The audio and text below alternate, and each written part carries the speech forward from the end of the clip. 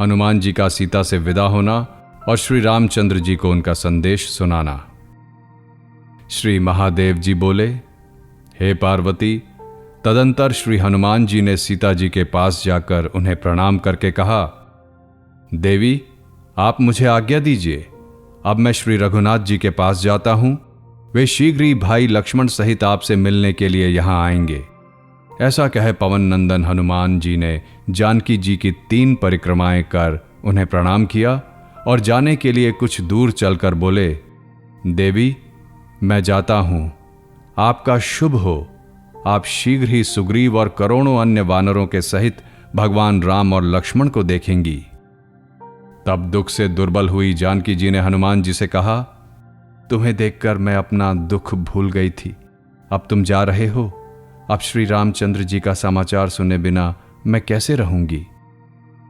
हनुमान जी बोले, हे देवी, यदि ऐसी बात है और आप स्वीकार करें तो हे जानकी नंदिनी, आप मेरे कंधे पर चढ़ जाइए। मैं एक क्षण में ही श्री रामचंद्र जी से आपको मिला दूंगा। सीता जी ने कहा, यदि श्री रामचंद्र जी समुद्र को सुखाकर या उसे बाणों से बांधकर यहां वानरों के साथ आएं और रावण को युद्ध में मारकर मुझे ले जाएं, तो इससे उन्हें अमर कीर्ति प्राप्त होगी। इसलिए तुम जाओ, मैं जैसे तैसे प्राण धारण करूंगी। सीता जी से इस प्रकार विदा हो वीरवर हनुमान उन्हें प्रणाम कर महासागर के पार जाने के लिए पर्वत शिखर पर चढ़ गए। वहां पहुंचकर महावीर हनुमान जी ने पर्वत को अपने पैरों से दबाकर वायु वेग से चले और उनके दबाने से वह 30 योजन ऊंचा पर्वत पृथ्वी में घुसकर समतल हो गया। हनुमान जी ने आकाश में जाते समय बड़ा घोर शब्द किया। उसे सुनकर सब वानरगण यह जानकर कि हनुमान जी लौट रहे हैं, बड़े आनंद से भरकर घोर शब्द करने लगे। वे आपस में कहने लगे, इस सिंहनाद से यही मालूम होता है कि हनुमान जी कार्य सिद्ध करके लौटे हैं। वानरगणों, देखो देखो, ये कपिश्रेष्ठ हनुमान जी ही तो हैं।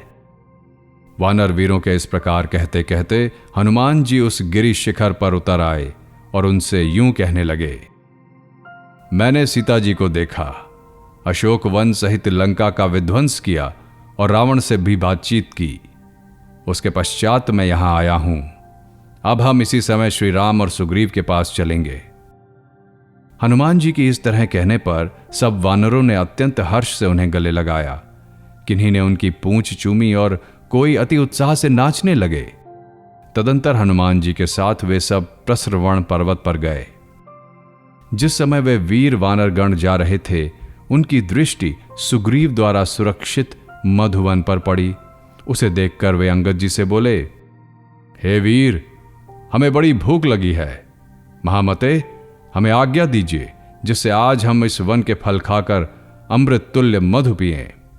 उसके पश्चात हम तृप्त होकर भाई लक्ष्मण सहित रघुनाथ जी के दर्शन करने के लिए चलेंगे।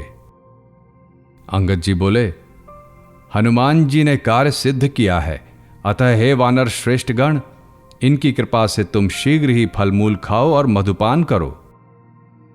अंगद जी की आज्ञा पा वानरगण उस वन में घुसकर दधिमुख के भेजे हुए वन राक्षसों की उपेक्षा कर मधु पीने लगे।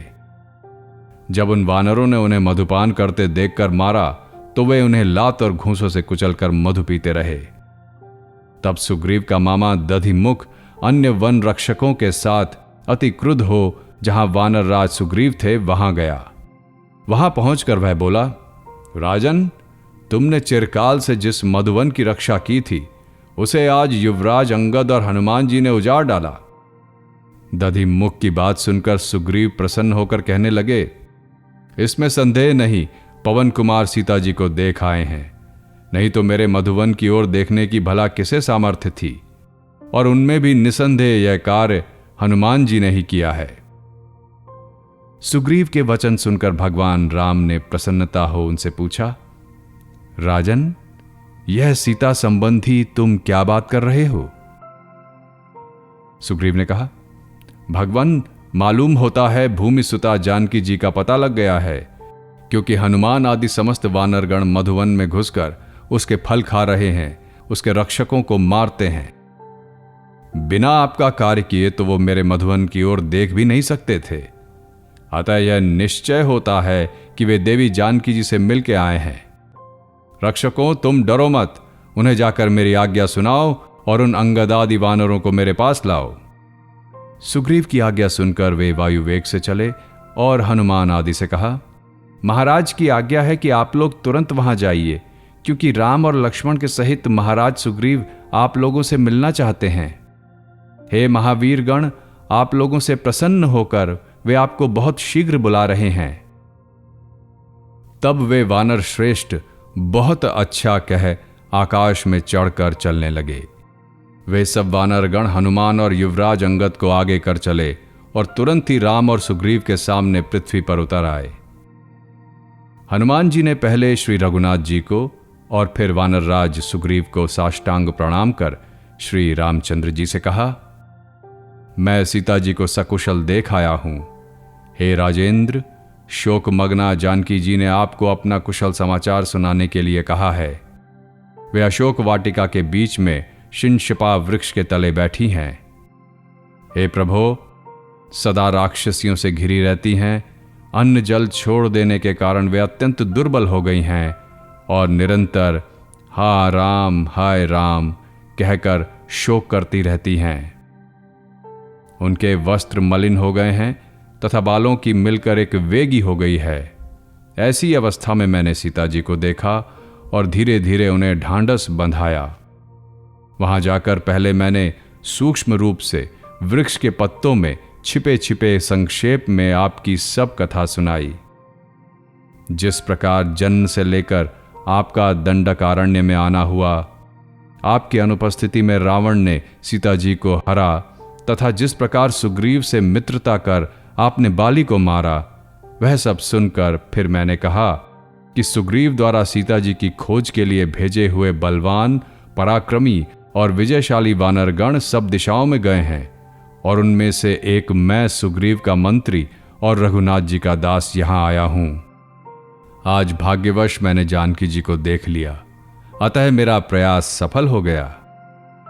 मेरा यह कथन सुनकर सीता जी के नेत्र खिल गए और वे कहने लगीं, मुझे ये कर्णामृत स्वरूप शुभ संवाद किसने सुनाया है?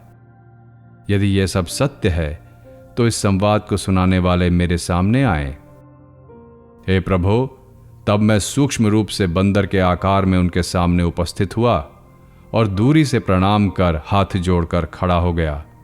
तब जानकी जी ने मुझसे तुम कौन हो इत्यादि बहुत सी बातें पूछी और हे शत्रुदमन, मैंने उन्हें क्रमशः सब बातें बतला दी। इसके पश्चात मैंने उन्हें आपकी दी हुई अंगूठी निवेदन की। इससे उन्हें मुझ पर पूर्ण विश्वास हो गया और वो मुझसे इस प्रकार कहने लगी, हनुमान, जिस प्रकार इन राक्षसियों के त्रास से तुमने मुझे अहरनिश दुख उठाते देखा है, वह सब ज्यों का त्यों रघुनाथ जी को सुना देना। मैंने कहा, देवी, रघुनाथ जी भी आपकी ही चिंता से ग्रस्त रहते हैं और आपका समाचार ना मिलने से रात दिन आप ही की चिंता करते रहते हैं। मैं अभी जाकर आपको समाचार सुनाऊंगा। और रघुनाथ जी उसे सुनते ही सुग्रीव, लक्ष्मण और अन्यान्य वानर सेनापतियों के साथ आपके पास आएंगे तथा रावण को कुटुंब सहित मारकर आपको अपनी राजधानी अयोध्या ले जाएंगे। हे देवी, आप मुझे कोई ऐसा चिन्ह दीजिए जिससे भगवान मेरा विश्वास करें। मेरे इस प्रकार कहने पर उन्होंने अपने केश पास में स्थित अपनी प्रिया चूड़ामणि दी और पहले चित्रकूट पर्वत पर काक के साथ जो कुछ हुआ था वह सब भी सुनाया तथा नेत्रों में जल भरकर कहा, रघुनाथ जी से मेरी कुशल कहना और लक्ष्मण जी से कहना कि हे कुलनंदन, मैंने पहले तुमसे जो कुछ कठोर वचन कहे थे, उन अज्ञानवश कहे हुए वाक्यों के लिए मुझे क्षमा करें। इसके सिवा जिस प्रकार रघुनाथ जी कृपा करके मेरा उद्धार करें, वही चेष्टा करना। ऐसा कहकर सीता जी महान दुख में भरकर रोने लगीं। मैंने भी उन्हें आपका सब वृत्तांत सुनाकर ढांढस बंधाया और फिर उनसे विदा होकर आपके पास चला आया। आते समय मैंने रावण की प्रिय अशोक वाटिका उजाड़ दी और एक क्षण में ही बहुत से राक्षस मार डाले। रावण के पुत्रों को भी मारा और रावण से वार्तालाप कर लंका को सबोर से जलाकर फिर क्षण भर में ही प्रभु मैं यहां चला आया। हनुमान जी के वचन सुन श्री रामचंद्र जी अति प्रसन्न होकर कहने लगे, हनुमान, तुमने जो कार्य किया है वह देवताओं से भी होना कठिन है। मैं इसके बदले में तुम्हारा क्या उपकार करूं सो नहीं जानता। लो, मैं अभी तुम्हें अपना सर्वस्व सौंपता हूं। ऐसा कहकर उन्होंने वानर श्रेष्ठ हनुमान जी को खींचकर गाढ़ आलिंगन किया, उनके नेत्रों में जल भराया और हृदय में परम प्रेम उमड़ने लगा। तब भक्त वत्सल रघुनाथ जी ने हनुमान जी से कहा, संसार में मुझ परमात्मा का आलिंगन मिलना अत्यंत दुर्लभ है। वानर श्रेष्ठ, अतः तुम मेरे परम भक्त और प्रिय हो। हे पार्वती, जिनके चरणाविंद युगल का तुलसी दल आदि से पूजन कर भक्तजन अतुलनीय विष्णु पद प्राप्त करते हैं, उन्हीं राम ने जिनके शरीर का आलिंगन किया, उन पवित्र कर्म करने वाले पवन पुत्र के विषय में क्या कहा जाए। इति श्रीमद्आध्यात्म रामायणे उमा महेश्वर संवादे सुंदरकांडे पंचमः सर्गः। समाप्तेदं सुंदरकांडम।